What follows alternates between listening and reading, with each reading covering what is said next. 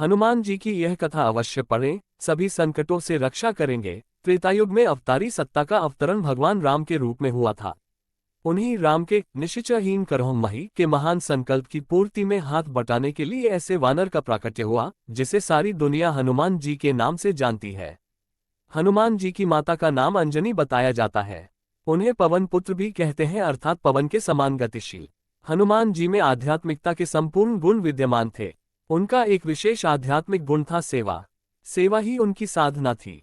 प्रारंभ में वह वानरों के राजा सुग्रीव के दरबार में सेवा कार्य करते थे। तब तक तो उनका दायरा बहुत ही सीमित था और शक्ति सामर्थ्य भी सीमित थे। परंतु जब उन्होंने भगवान राम के प्रति अपने को समर्पित कर दिया और जामवंत ने उन्हें झकझोरा और कहा कि राम काज लगी तब अवतारा, तब से भगवान राम का कार्य करने के लिए सुनती भयउ पर्वताकार हो गए, अर्थात उनका मनोबल बहुत ऊंचा हो गया और वह असंभव लगने वाले कार्यों को संभव कर दिखाने में सफल हुए। अपनी सेवा साधना और समर्पण के बल पर ही हनुमान जी आध्यात्मिकता की उच्चतम स्थिति तक पहुंच सके। न्याय, सत्य, प्रेम, सदाचार के लिए हनुमान जी ने अपने आप को समर्पित कर दिया।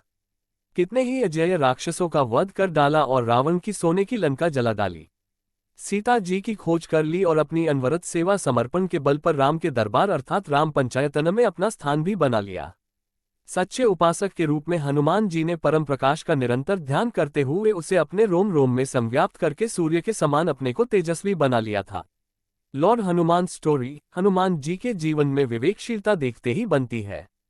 सीता जी का पता लगाने के लिए जाते हुए समुद्र छलांगते समय जब सुरसा से भेंट होती है, तब पहले तो उसकी शक्ति की थाह लेने के लिए स्वयं ही उसके मुंह से अधिक बड़ा आकार बनाते हैं, किंतु जब उन्हें याद आता है कि मैं रामकाज के लिए अर्थात श्रेष्ठ प्रयोजन के लिए जा रहा हूं, यहाँ पर मेरा बल एवं सिद्धि का प्रदर्शन बुद्धिसंगत न होगा, तब अति लघु रूप धरेयु हनुमंता छोटा आकार बनाकर उसके मुंह में प्रवेश करके कान के बाहर निकलकर अपने गंतव्य की ओर प्रस्थान करते हैं।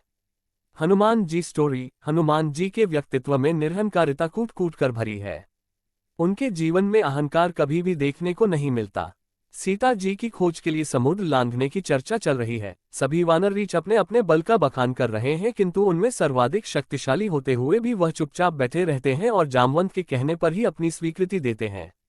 एक सुयोग्य दूत के रूप में हनुमान की भूमिका द्रष्टव्य है। वह मुद्रिका लेकर जब सीता जी के पास अशोक वाटिका में पहुंचते हैं तो अपना परिचय इसी रूप में देते हैं, रामदूत मैं मातु जानकी। सत्य शपथ करुणा निधान की। रावण के दरबार में भी जब श्री हनुमान प्रस्तुत होते हैं तो वहां पर भी अपने स्वामी राम के ही गुणों की गाथा गाते हैं। आसुरी वृत्तियों से जूझने हेतु एक योद्धा के रूप में हनुमान बेमिसाल हैं। मानसाकार ने उनके मुष्टिक प्रहार एवं गदा युद्ध का बखूबी वर्णन किया है।